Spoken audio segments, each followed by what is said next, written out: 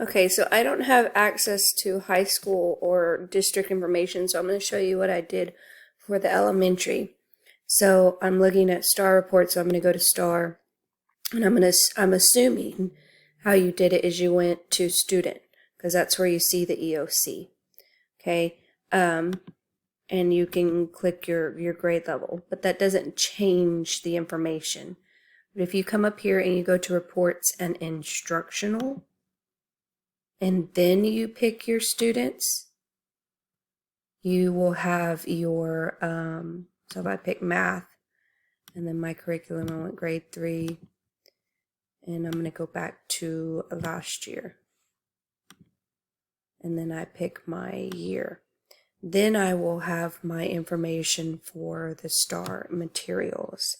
I don't actually know how to do it where I can grab more than one grade level at a time.